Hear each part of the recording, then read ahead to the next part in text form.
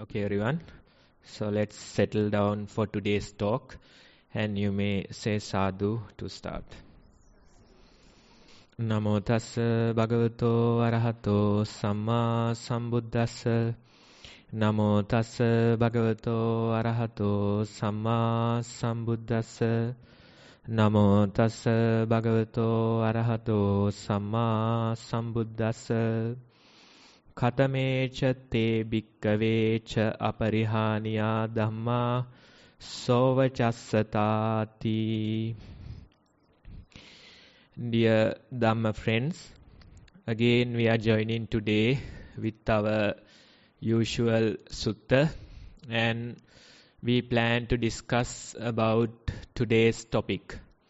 Now, when it comes to today's topic, we can be reminded about the popular Zen story. Probably a well-educated man, professor, went to a Zen master, and he was interested about learning Zen. And this professor suggested that the teacher teaches him the Zen practices. The master, he didn't reply, he didn't say anything. Instead, he kept pouring a cup of tea. And soon the cup was full, the water or the tea was overflowing. Then the Zen master continues to pour the tea. And after a while, this professor, he was so agitated, he couldn't be silent anymore. He said, then master, the cup is full, cup is overflowing. Then the Zen master says, that's the same with your mind. Your mind is also full. When your mind is full, you can't really learn anything. Your mind is not ready to accept anything. Your mind is full. That's the very idea that the Zen master gave. Usually most of us, we have so many things in our minds. We have learned a lot, and we have certain opinions, ideas in our minds. So that way we reach practice. That way we start, meditating. So it is not easy for us to let go of our own thoughts, opinions, and simply accept the present moment. It is not so easy. Usually what happens is that we color the present moment with whatever the ideas, opinions, views that we have. And according to those views, according to those sunglasses, we see the reality. That is true to all of us. We all have a certain kind of a knowledge within us, certain opinions, views we have. So it is not easy for us to learn something new. It is not easy for us to accept something that is different to our opinions. So in this practice, in a way, you have to develop a different ability. Now, last few sessions, we have been talking about certain qualities that is helpful for non-decline. But this particular quality is somewhat different. This particular quality is talking about your ability to accept this teaching. How can you let go of your current opinions, views, and how can you surrender to the new teaching, or how can you surrender to the present moment? That is the very idea of today's aspect. So Buddha is saying another quality that we should have in order to non-decline in this life. What is this quality? Buddha introduces that quality as sovachassata. That's the quality that's up for discussion today. And he says, what are the 6 qualities that lead to non-decline? And today's quality is being easy to correct. That's the very idea. Sovachasata means being easy to correct. Are we open for certain new ideas? Are we open for certain new ways of looking at these things? Right? That ability do we have? That's a question that we have to ask. Most of us, we don't have that flexibility initially. We are so rigid. We think that we know everything, and that's the very nature of our mind. So being easy to correct, that is something important, especially in order for this practice to grow, you have to have this quality. Now, when we talk about mindfulness, we say beginner's mind, beginner's approach. That is something important for your mindful practice. Let's say you go to a walking session, you might have previous experiences. But what we suggest is simply to walk like a beginner. Simply approach that session like a beginner. Then you go to the sitting session, you might have earlier experiences about sitting. But our recommendation is you approach this particular sitting session as a beginner. That way, when you approach, in a way you are welcoming whatever the experiences that are coming. Whether the sitting session is peaceful or not, you are welcoming the very experience that you get. That ability is important, that quality is important. Otherwise, we always have our own views and opinions. And according to those views and opinions, we say, this is how my meditation should be. This is how I do the walking. So all the memories, all the previous experiences, they are coloring the present moment. And you are not ready to accept whatever given in the present moment. Right? So this beginner's mind approach is very important. Forget about all your previous experiences and simply go into the walking session and go with the flow. Whatever comes in that walking session, you have to welcome it. Go into a sitting session, simply approach it like a beginner. Whatever appears in that very sitting session, you have to welcome it. That very approach is the best approach towards meditation. Especially in the current age, there is this idea of certain kind of meditation.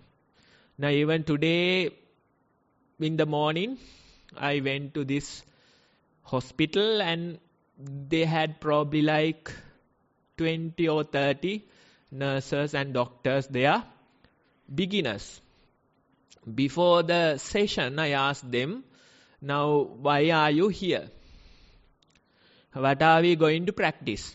So they knew the idea of mindfulness. Somehow they knew. By then I asked them, what is mindfulness? Then they are giving various answers. One popular answer is concentrating your mind on a single object. That is the answer given.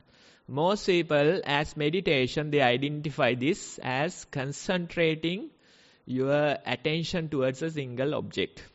When it comes to meditation, they think that you should be doing it in a sitting posture.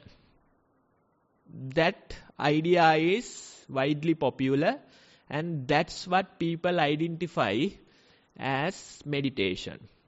You are concentrating your attention on a single object, and you will be in a sitting posture. But we are not practicing that. We are practicing mindfulness, being mindful, being aware. Whether it is a sitting posture, whether it is walking, or whether it is daily activities, we try to be mindful during those sessions. That's the very idea. And as a result of mindfulness, your mind might be concentrated on a particular object for a while. But that is not our target. Right? That is not our target. It comes as a result sometimes. You are able to observe the breath for a certain period and your attention is fully there. Your attention is concentrated on that breath. But that's not our practice, no. We try to be mindful. We try to continue our mindfulness. And as a result of the mindfulness, the concentration comes.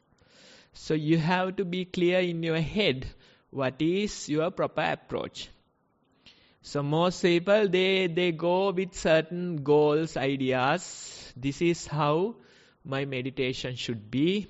And if I have this type of a experience, then I'll be successful. But that's not the way. Instead, go into the walk-in session, go into the sit-in session. Simply like a beginner, you accept whatever that comes. Whatever comes, that's the best sitting or walk-in session that you can do in the moment. That's the very idea of this practice. That is how we should be continuing our practice. So even the past experiences, past memories, they are also coloring the present moment. It could be memories, experiences about meditation, but sometimes that very experience becomes a hindrance to your current practice. So you have to understand, we are not chasing after something. Don't have goals, opinions in your mind while approaching meditation. Instead, simply go into a walking or sitting session. Simply welcome whatever that appears in the moment.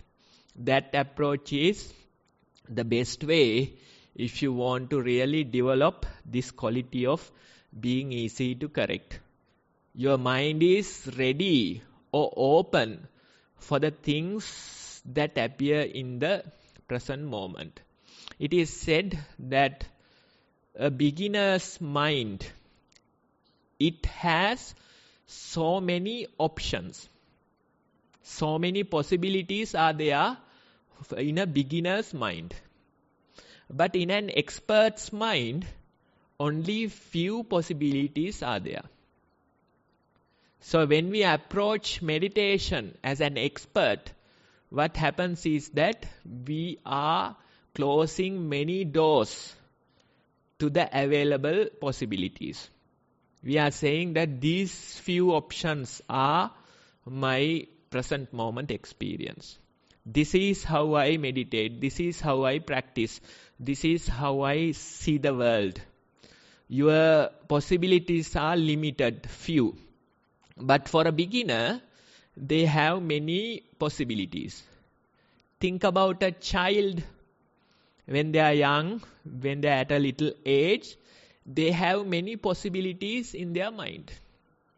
But due to many years of learning, programming, due to the hard effort of parents, teachers and the society, when you grow up, you realize your mind has only few possibilities.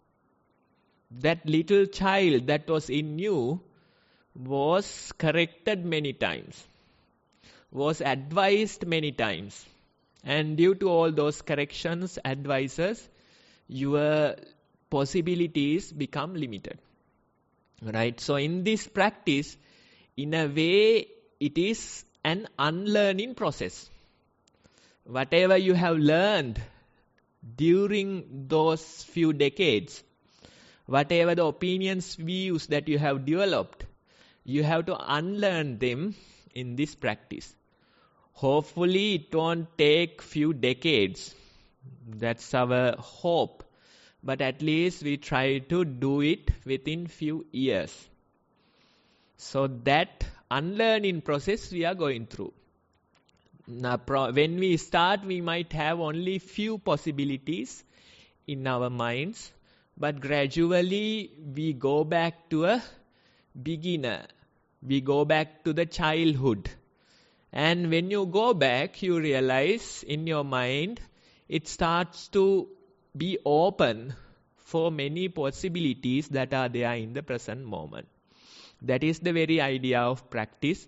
And each and every session approach like a beginner.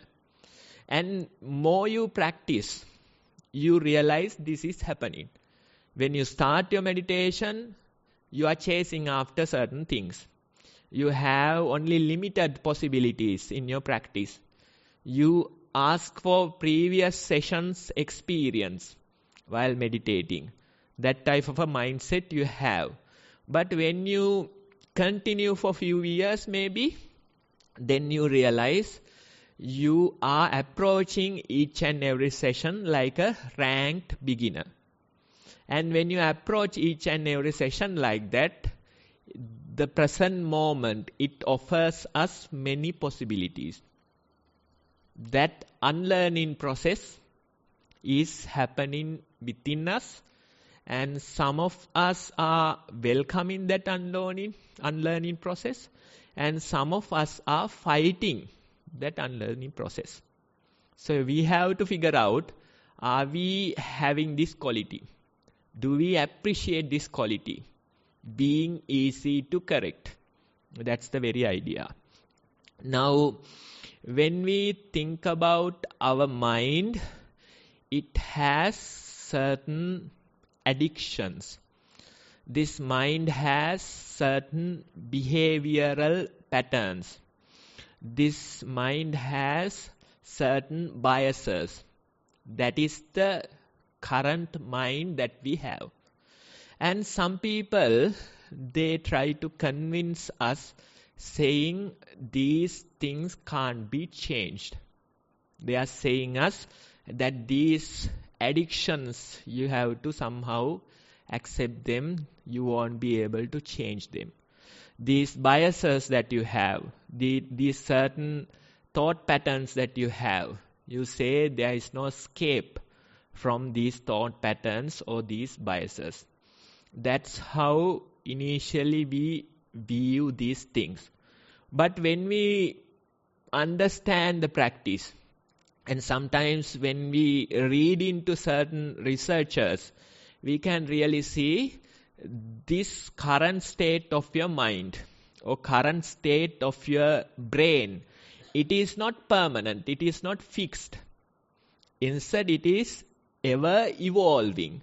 It is always changing, taking different shapes, adjusting. That very ability is there in your brain. Let's say brain or mind, whatever. That very ability is there. Earlier, the scientists, they thought that only in the childhood years, the brain will change, brain will adjust. But now, they are finding as long as you live, the brain is changing. Brain is adjusting. So that flexibility is there in your mind or the brain. Neuroplasticity, if you read into that topic, you will figure out that certain behaviors can be changed.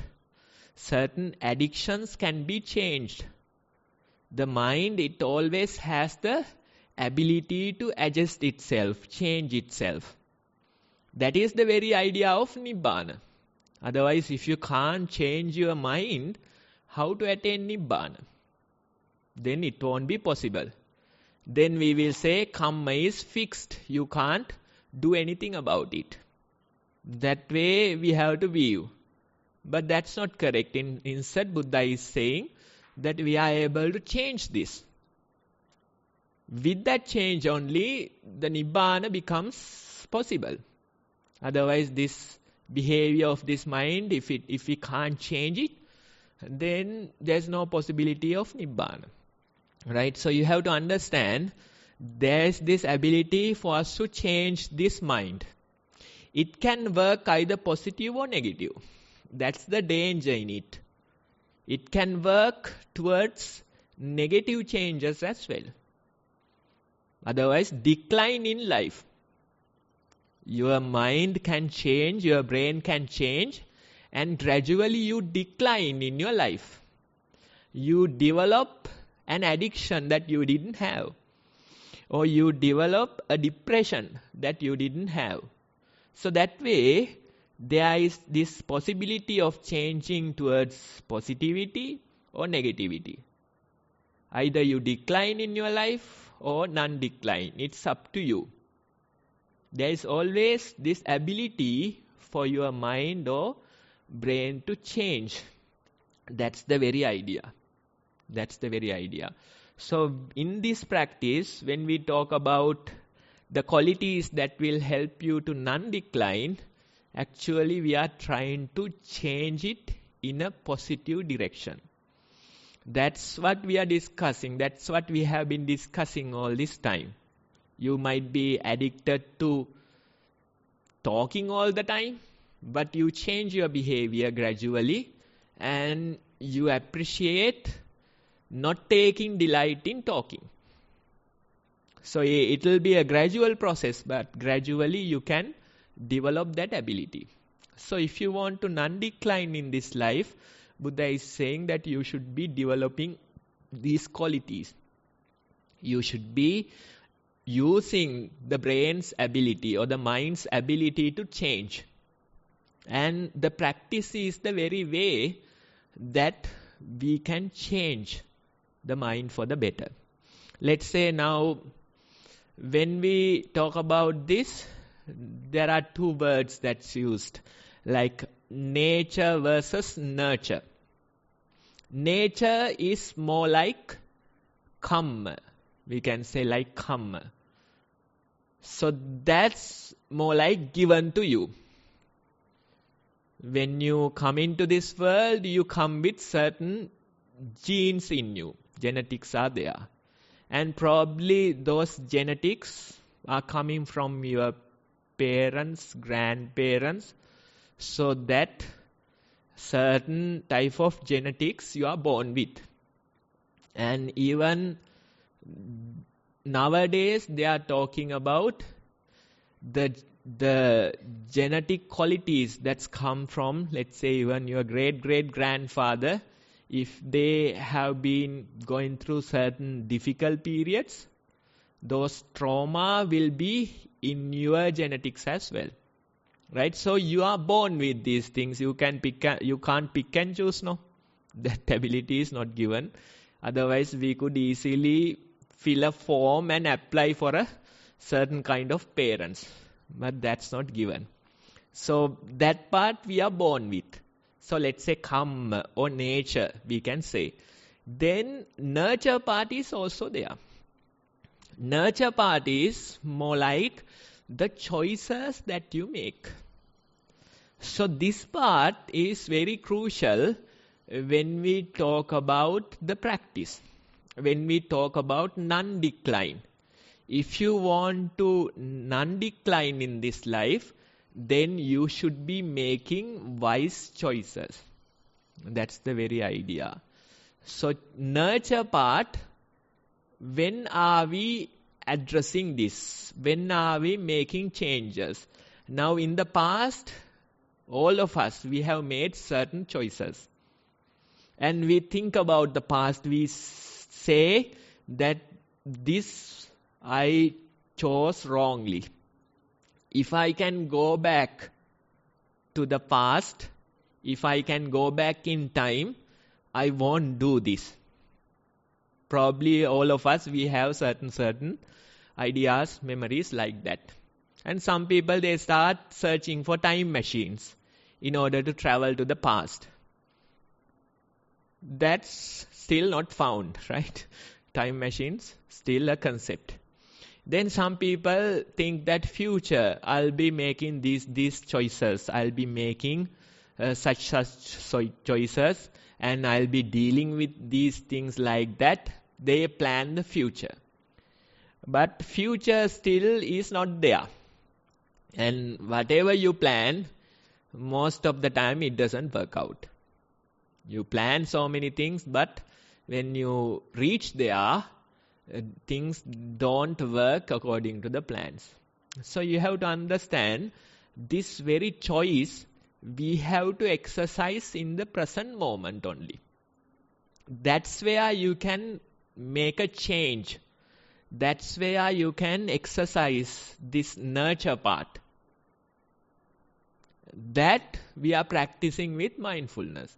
We are making certain bodily choices every now and then. Let's say if I ask you, what are the bodily choices that you made today? You might start thinking, you might say, okay, I selected hoppers instead of string hoppers. That's the choice I made today. I ate these things. That's a choice I made. Certain things you will say. And there may be some verbal choices that you have made. I made a choice whether to speak to this person or not. Something like that you will say. So you can count probably this many bodily choices I have done today. This many verbal choices I have done today.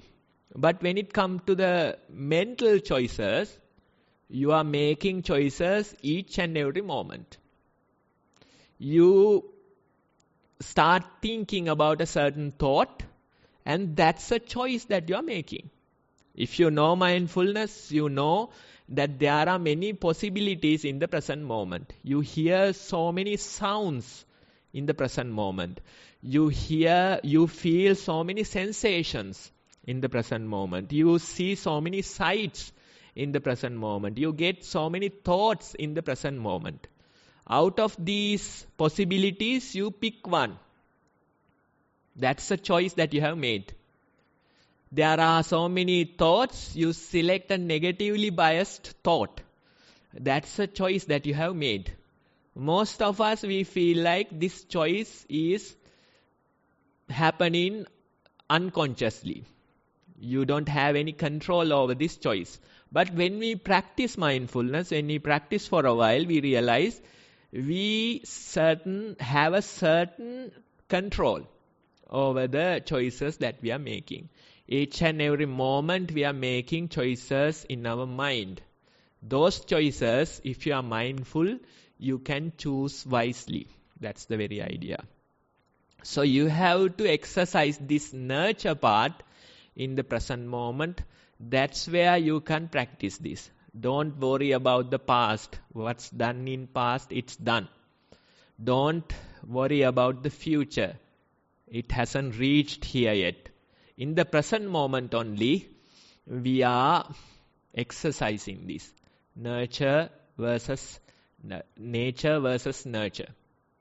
And Buddha says, I am karmavadi, kriyavadi, viryavadi. That's Buddha's words. Karmavadi means believe in karma. So that's more like the nature part. Then kriyavadi. Kriyavadi means believe in action. Then he says viryavadi.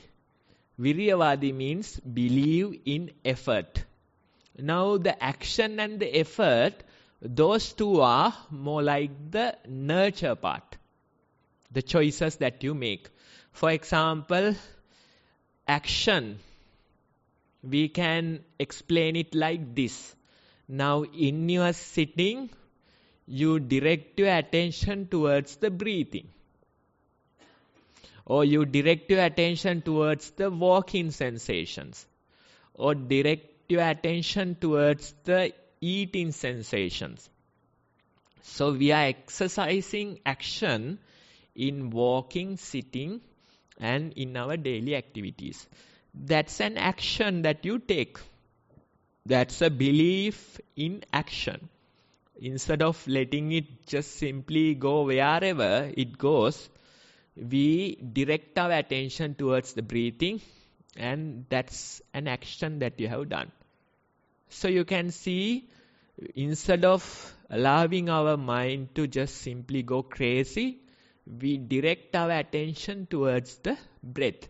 That's belief in action. Then what happens is that although we try to observe the breath for a while, repetitively our attention goes to other things. We get distracted. So that part, when it comes to that part, then the belief in effort comes. Viryavadi. Not only once, not only twice, but for many times we realize that we have gotten distracted and simply direct our attention back to the breathing. So you can see action and effort. Effort is also important. Otherwise, if you simply give up after a few chances, then that's not effort. I remember someone, he came for a retreat for maybe 3-4 days. That person one day was saying, Bhante, I sat for meditation, I closed my eyes and I started observing the breath, and soon my mind got distracted. Then I opened my eyes and I came out of the sitting session. So probably he did the sitting for 1 minute or so. Then this guy gave up and went to some other activity. So that type of effort won't do any changes. You direct your attention towards the breathing, you take action, but you have to take action repetitively. Effort part is also important, and it should be a wise effort that you are taking. Otherwise, if you are not wise with your effort, then you end up with a headache probably. Most people, when they start meditating, they end up with headaches. Why? The effort is not wise. So you can see that karma part is there, belief in karma, more like nature. But nurture part, it is action and effort. So Buddha is saying that he is kammavadi, kriyavadi, viryavadi. Believe in karma, believe in action, believe in effort. Action and effort is what we are exercising in our meditation. Not only while you are here, but even when you go back home, bringing your attention to the activity at hand, that's exercising action and effort. Time after time we have to do it. Wisely we have to do it. Gradually you can develop that ability and you realize the behaviors of this mind is gradually changing. Maybe you had certain addictions, certain things, but due to the repetitive practice, it has changed. Certain behaviors, worries, they have changed. That change is possible. That change you can observe after some time of practice. So you can see that this change is possible and we are open for that change. That change is the ability that we are easy to correct. We acknowledge our problems. We are not denying them. We acknowledge our mistakes. We are not denying them. Gradually, we continue with our practice. Now, let's say when you start observing precepts, naturally you realize you are making many mistakes. So some people, they identify those mistakes and they say that I can't do this. That type of attitude they have. But you have to understand those precepts, they are simply some guidelines, some tools for your practice. So if you are breaking certain precepts, that's something that you have to work. You have to work with that and gradually improve that part, that ability. So you can use those guidelines, tools to correct yourself, but time after time the mistake happens. You acknowledge your mistake. You are not ignorant towards it. But acknowledging, you simply continue. You don't start blaming yourself. You don't start judging yourself. Instead, you have to take a gradual approach towards them. Gradually, you can change this. Gradually, you can develop this ability. That's the way that you can continue this practice. Most people, they start hating themselves. Sometimes they keep thinking about past karma that they have done, past mistakes that they have done. They say, I have done these mistakes, so due to those karma, I will be in a bad shape in the future. That type of a thinking pattern most people have. So they take the precepts, but those very precepts, they become a problem for them. Those very precepts, they are creating so much chaos in their mind. No, we all are human, we are making mistakes. But the very idea is to acknowledge those mistakes and simply work towards correcting them. That's the very idea. Whatever the wrong things that you have done in the past, don't keep thinking about them. That's not the way. That's not the way to correct. I remember one of these gatherings, one person was confessing something, a confession. That person was saying something 15 years ago. So you can imagine their thought pattern. For 15 years, this person has been thinking about it. And the incident was somewhat, damaging. That's true. This person was saying they had a pet 15 years ago, a cat. And one day, due to something this cat did, this person got angry and hit that cat with a club or something. And this cat died on the spot. Right? So this person, for 15 years, he has been thinking about this very incident. Even after 15 years, in that confession, he was saying, it was like a child in our home. And I did this terrible mistake, and I'm still suffering about it. So you can see, for 15 years, this burden was there in his mind. And maybe another 15 years, it will be there. So those type of behaviors won't do any good for you. We all are human. We have done many mistakes. What can we do? We can correct ourselves. The possibility is in the present moment. You shouldn't be thinking about those past incidents. That's not the way. Instead, what we should do is acknowledge our problems, mistakes, and simply move on. That ability is important. That's the very idea of precepts. That's the very idea of karma. Otherwise, most people, for the sake of karma, they keep worrying. They say, I am a bad person, I have done so many bad karmas, so I'll be in bad shape in the future. That very thought pattern, they continue, they keep thinking. If you keep thinking like that, Buddha says, it's like you will be definitely going to hell. Why? Because you are always thinking about that very incident. For 15 years, that person has been thinking about that very incident. That burden was there in their mind. So what you have to do is, you have to acknowledge your problems. You have to correct yourself, probably accepting those precepts once again. After correcting yourself, you can simply let go of the past incident. That's the very idea. Take, for example, the Catholic idea of confessing your sins. They go to that place, they say, bless me, Father, I have sinned.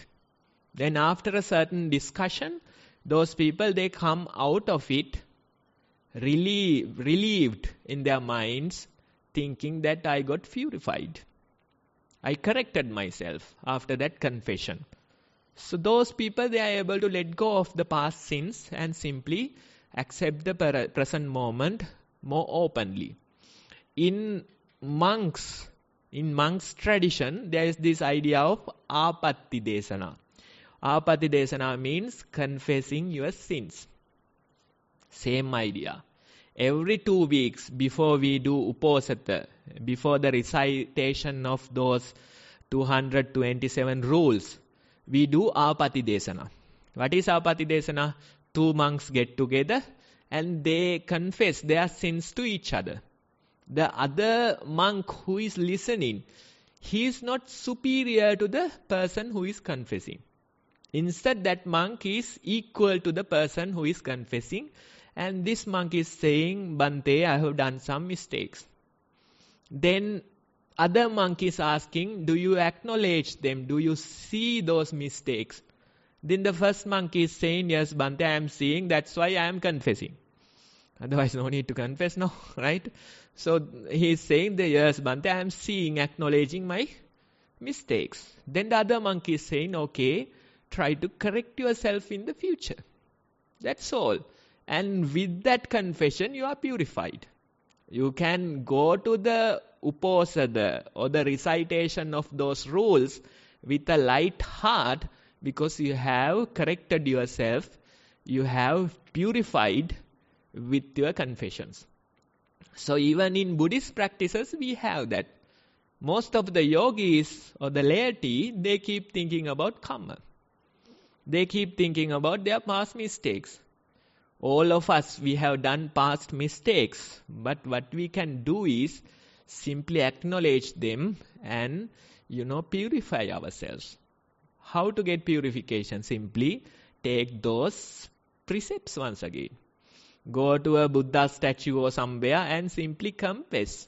That's all you can do. That way you can move on. That's the very idea. In this sasana, in this practice, even Angulimala got enlightened, no? He has killed probably like 1,000 people.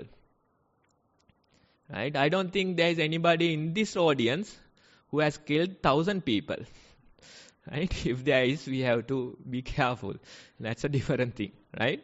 So you can see we have done some mistakes. But even Angulimala got enlightened in this practice. He killed 1,000 people, but still he was able to get enlightened. How to get enlightened? Simply acknowledge your past sins and let them go. Correct yourself in the present moment. That's all you can do. If you keep worrying about them, then even for 1,000 eons, you won't get enlightened. So that very idea you have to understand. That very idea is important in your practice. Without that, I don't think we can let go of the past. All of these burdens, issues might keep coming to us and we keep thinking about them. That's not the way. You have to understand the present moment is not spoiled. The present moment is afresh. All our memories, past incidents, they try to color it, they try to spoil it. But when we practice, we become more and more open to the present moment and more open to the possibilities in the present moment. That way only we can continue this practice and really find non-decline in this life. Now, in order for you to correct your addictions, in order for you to correct your biases, in order for you to correct your compulsive thought patterns, the correct approach is necessary towards them. Some people, they think if they suppress those thoughts, if they suppress those addictions, if they suppress those biases, then within some time they will disappear. That idea is there, especially the practitioners, they try to suppress these things. They say, I don't get such thoughts anymore. I am not welcoming them in my mind. I don't have such addictions anymore. I am not welcoming those addictions in my mind. That type of attitude they have. One person, he had an alcoholic addiction. This person got sober and decided, starting from today, I won't consume alcohol. And he was successful for 3 months, 6 months, 9 months, then 1 year. Even for 1 year, this person was sober and didn't consume any alcohol. You have reached a milestone, no? 1 year. So 1 year celebration you have to do. Right? So through a big party celebrated by drinking. Being sober for 1 year, you have to do a celebration. So you can see we can suppress them. We can pretend like they are not there. But what happens is that either you stay sober for 1 year and after 1 year you do a celebration. Either you keep suppressing them and whenever you have a problem, family issue, you directly go back to that addiction. So you can see suppressing is not the way. Most of the practitioners, they try to suppress these things. They say that I don't get such thoughts anymore. I don't have such addictions anymore. I don't have such biases anymore. That way they think. But they can spend decades denying those things. They can spend decades suppressing those things. But even after decades, they'll be there. That's for sure.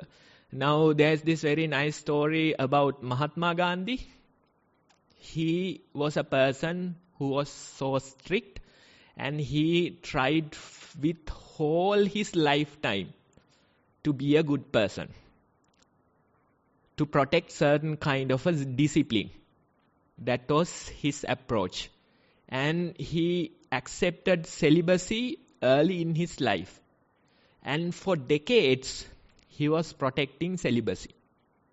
Even at the age of 70, this person, although he had protected celibacy for many decades, that person was having lustful thoughts throughout the night.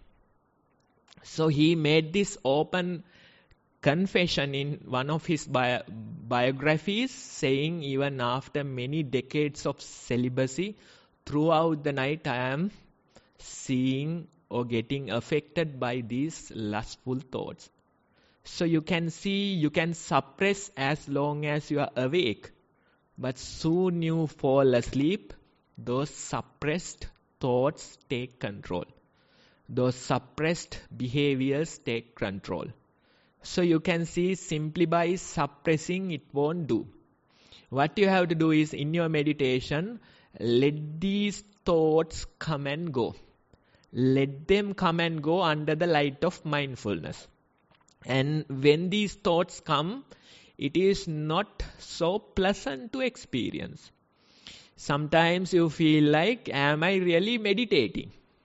Because maybe even the whole sitting session was full of lust or full of anger. Earlier you were suppressing them, they didn't come, but now when you allow them to appear naturally, then you realize the whole sitting session was lustful. Whole sitting session was full of anger. So those type of experiences you have and you start doubting whether this is true to practice, whether this is correct according to practice. But if you want to find correct peace, if you want to find lasting peace, then you have to allow this process to continue. You will develop that ability gradually. In your sitting session, whatever the thoughts that appear naturally, let them come. Today you will have certain exposure towards them. Then you go to your daily activities, you go to the walking and continue. Tomorrow you will get some more exposure. Day after tomorrow it might not come. But when you continue for weeks, when you continue for months, gradually you are getting more and more exposure towards whatever that's hidden in your mind. Let it be lust, let it be childhood trauma, let it be some other things, let it be certain addictions. Allow them to come and go mindfully. Although I say it like this, it is not easy when you walk, when you do this practice actually. Talking is easy, walking, the talk is not easy. But somehow we have to develop that ability.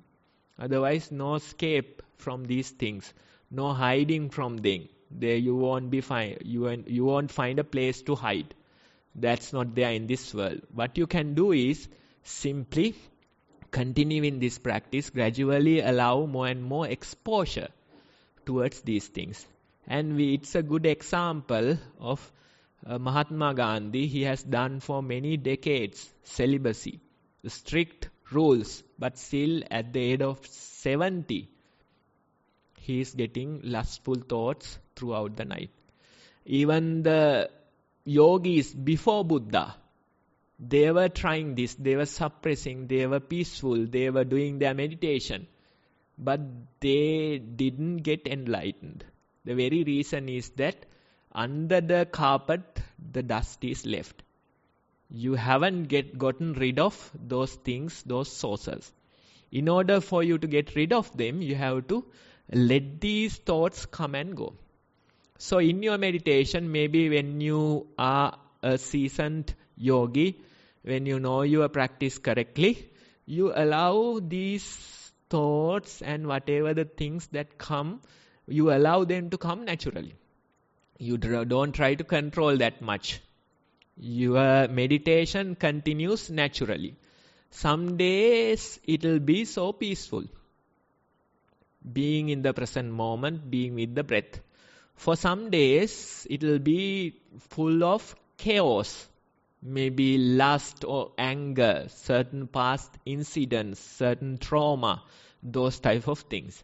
But gradually, when you continue your practice, when you accept these things come in the practice, what happens is that you get more and more exposure, and gradually the power given to those thoughts, the power given to the lust, the power given to the anger, they will be reduced. Gradually you can see with more and more exposure, this is happening. It's like exposure theory in psychotherapy. They say when some bad incident happened in a certain location, and this person, he can't face that incident, he can't accept that incident in his mind. So what this person does is denial. Deny that ever happened, deny the very existence of that incident. So psychotherapy, they say you have to do the exposure therapy. Initially, probably in a closed setting, this person talks about that incident, start talking about it. Then probably one day visit that site for a brief while. Then while traveling in a bus, think about that very incident that happened. And one day, with more and more exposure, this particular person goes to that very site, explains everything to the other person. This is how it has happened. This is where I was. This is where that other person came. All the memories, all that incident, he is able to process one day. They call this exposure therapy. Same goes for our practice. We have to expose ourselves to these defilements that we have. We have to expose ourselves to these thoughts that we have. We have to expose ourselves to all the addictions, biases that we have. We have to expose ourselves to certain past incidents that we have.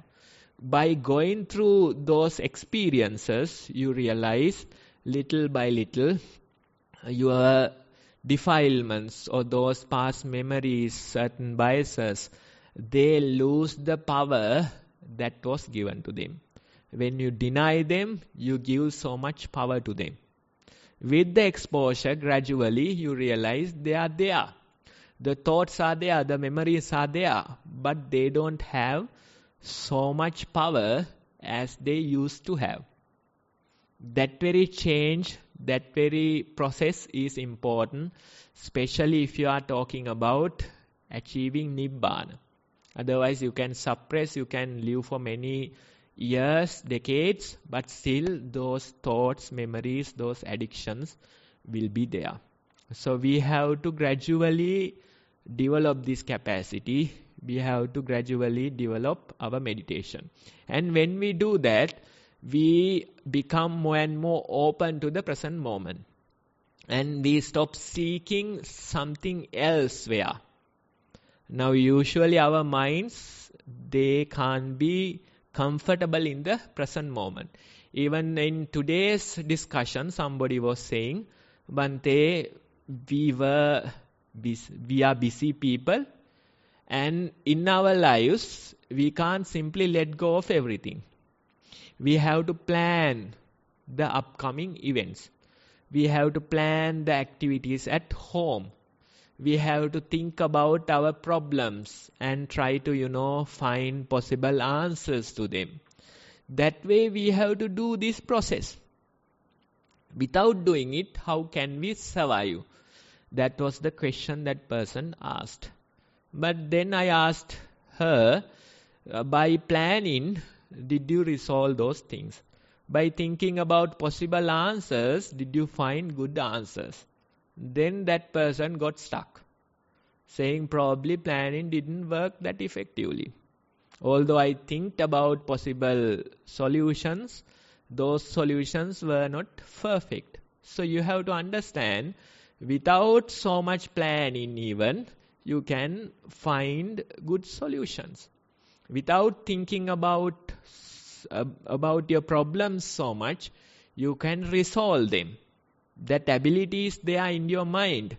When you simply let go of all the worrying, let go of all the planning, naturally a solution might come to your mind.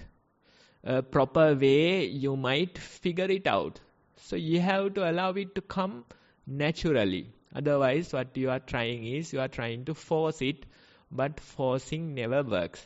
So when you welcome the present moment, when you embrace the present moment, gradually you realize things happen much more effectively without much of the planning. Problems are solved much more effectively without thinking all about those problems. That ability is there. When your mind is present, there are many possibilities. And you get to see them, you get to experience them. For that, you have to let go of all the views, opinions. For that, you have to let go of that expert's mind.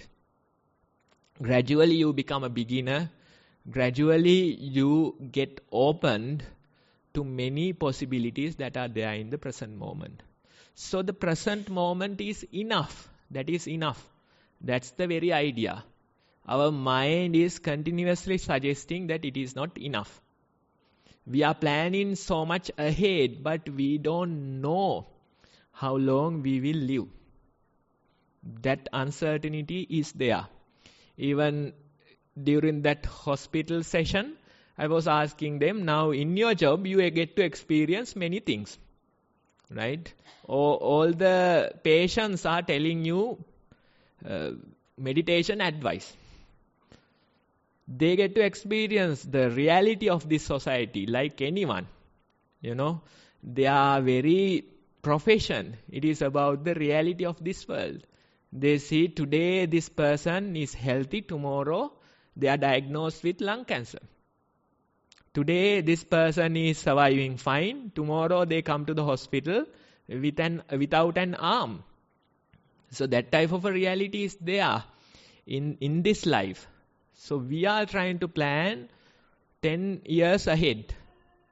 But we don't know, there is this uncertainty whether we will live up to that age. That uncertainty is there. So how can we deal this? We should be embracing the present moment. If we live, we will live. But you try to enjoy this life that's given to you in the present moment. You can't go to the future and live. You can't go to the past and correct yourself. Those things are not possible. What you can do is simply embrace the present moment that's given to you. Every morning when you wake up, you can simply be glad that you are still breathing. The breath is still there. Okay, I am still surviving, I am still breathing. Every now and then, when you are rushing somewhere, simply notice that still your life is there, still you are breathing. That very embracing, that very appreciation is important. Otherwise, we are lost in our minds far away while the life happens in the present moment. So there's this very nice poem that's from, I think his name was David White or something like that. And the title of that poem goes saying enough. Enough. That's the very title of that poem. He says enough. These few words are enough. These few words are enough. You don't need anything else. Then he says, if not these words, this breath, if not this breath, this sitting here, this opening to the life we have refused again and again. Until now. That's the very idea. Enough. No need to plan further. No need to worry about the past. You are fulfilled in the present moment. And that's the very ability that we are trying to develop. I am sure during these days even you can feel that your mind is embracing the present moment more and more. And that shows that you are able to correct yourself easily. Otherwise, if you don't have that quality, you won't be welcoming the present moment in your mind. So this is another factor of non-decline, being easy to correct. With that, we will conclude today's talk.